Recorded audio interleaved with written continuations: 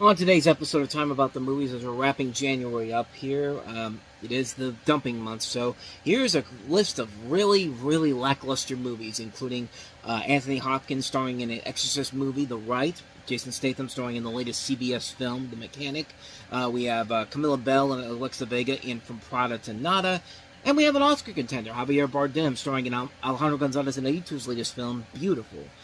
January 28th, 2011, that's what we're looking at today on Time About the Movies.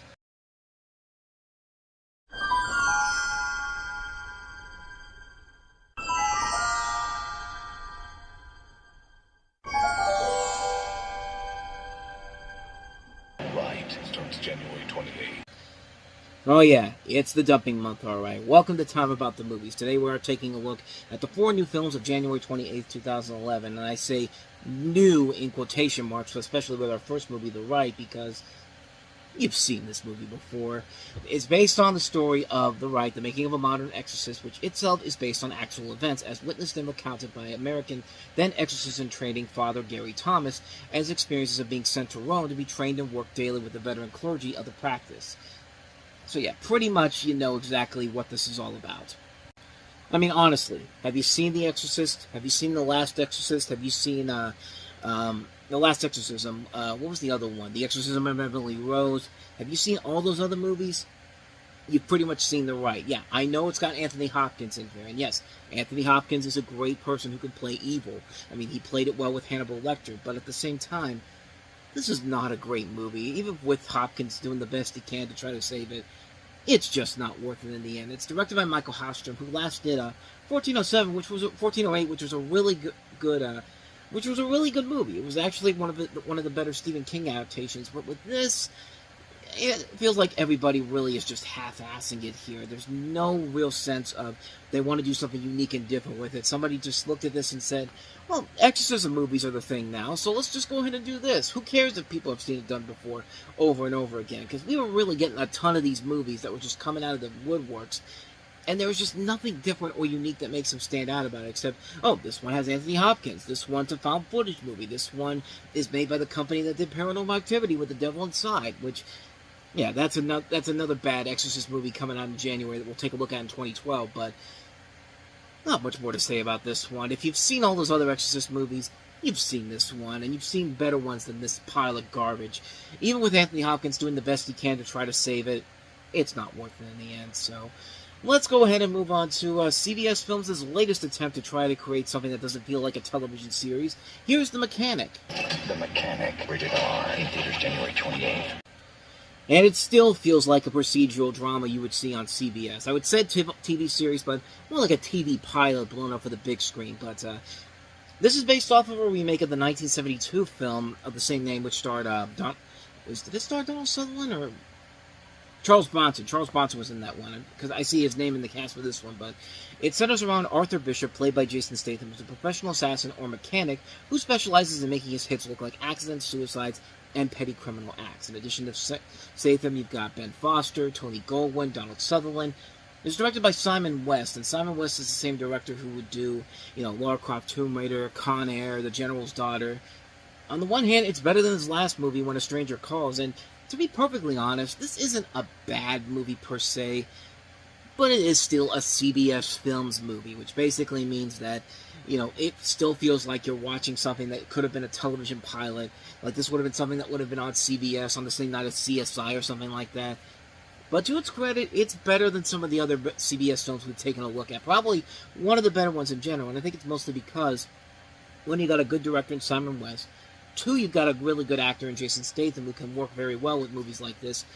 And 3, the action sequences overall can be pretty cool. So, on the one hand, yeah, it is very much like many of the other CBS films here, but at least, this one at least has some merit to it. This one at least is tolerable. This one's at least enjoyable in some way, shape, or form compared to some of the other movies that we've looked at from the studio in the last year, but it is what it is. I mean, if you go into it knowing what it is, a fun action movie, you're not going in there expecting anything smart or intelligent, you can definitely find a lot of value to it per se. So I guess on that front, that's why I give it a fair shot on that front there. So overall, mixed opinion, but leaning towards a positive on The Mechanic.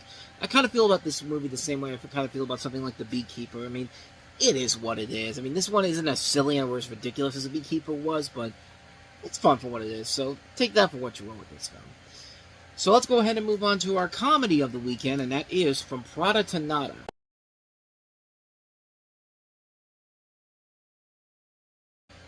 I mean, it's not the worst, but it's not any better either.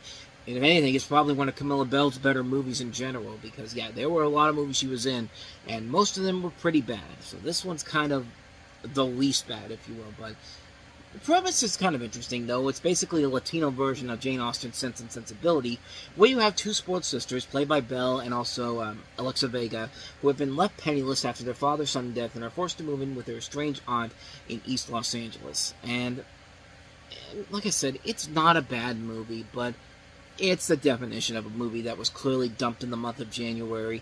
It's one of the better ones. It's no Codename The Cleaner. It's no Bride Wars. It's no The Dilemma. It's not New in Town. It's not anything on those levels of bad, but it's just a movie that comes and goes, and just like, you really don't feel like there's any real reason to go see this film in particular. There's nobody in here that really makes it stand out. There's nothing really about it that makes it stand out or anything, except for the fact that it's basically a different take on Sense and Sensibility. And on the one hand, that's fine, but you gotta have at least something to work with here with it. But I mean, it's got a decent cast. Nobody really spectacular in here.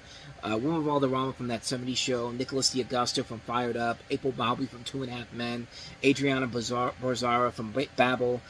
There's decent people in here, but again, it's one of those movies that comes and goes. You see it, it's not bad, but it's one of those things where you never want to watch it again afterwards, because there's just nothing of value to it whatsoever.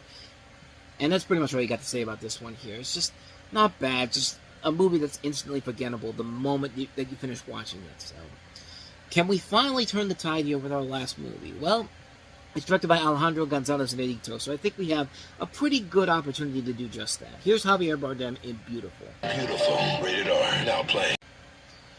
Maybe not one of Iñárritu's best movies in general, and certainly a misfire compared to 21 Grams or Babel, but it's certainly a lot better than some of the other movies we've looked at this week, or pretty much most of the movies we've seen in January. But you follow Javier Bardem, who's a criminal and father who's diagnosed with prostate cancer and seeks to settle his affairs and responsibilities before he dies. It's in reference to the phonetic spelling in Spanish of the word beautiful. And like I said, it's not one of Alejandro González Iñárritu's better movies in general, but you still feel the effort is being put in there, and considering what else we've looked at here, this thing easily knocks it out of the park compared to other movies like this. Javier Bardem gives another really good performance in here. I think this was actually, I thought this was his first performance since No Country for Old Men, but no, it was Vicky Cristina Barcelona he did before that, and I think that's it. I could be wrong on that, but I don't think I am. Let me just double check here just to make sure. I think that's what it is. Or, let's see, where is it? Acting credits.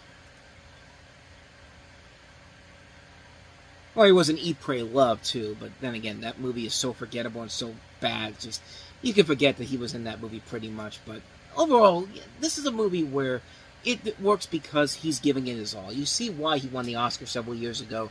It's a very different performance from No Country for Old Men. It's a different performance from Vicky Cristina Barcelona, and he really does carry the film overall. It's a good movie.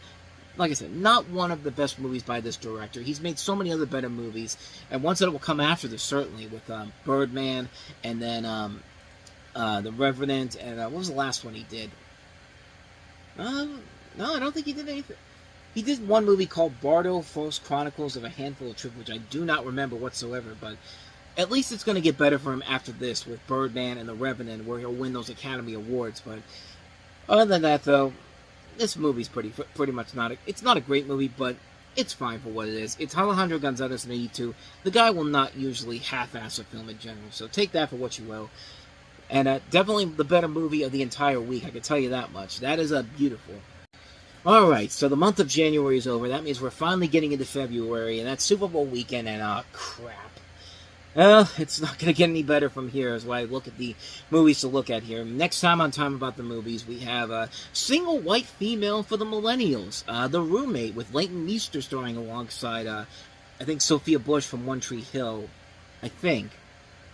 I was wrong on that. Minka Kelly, but there's Cam Giggity, Danielle Harris, Nina Dobrev from The Vampire Diaries.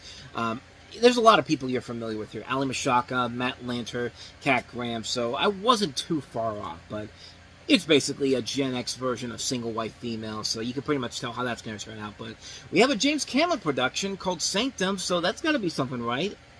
Not when it's being released on Super Bowl weekend, which usually means that the studios don't believe in the films, and so they put this out there because they know everyone's going to be home to watch the Super Bowl. And, you know, I'll be at home that weekend because the Steelers and the Packers play, and I'll be severely disappointed with the end result of that. But we'll take a look at The Roommate and Sanctum on the next episode. That'll be coming up tomorrow, so... with all that said, thank you so much for watching this. I hope you enjoyed it. If you did, hit that like button, hit that subscribe button, hit that notification button. Also, don't forget to hit the playlist, and don't forget to check out the last episode we did. And stay tuned, because Time About the Movies Flashback will be posted after this, so stick around for that. And with all that said, whether it's in the past, the present, or the future, I will see you at the movies. Take care.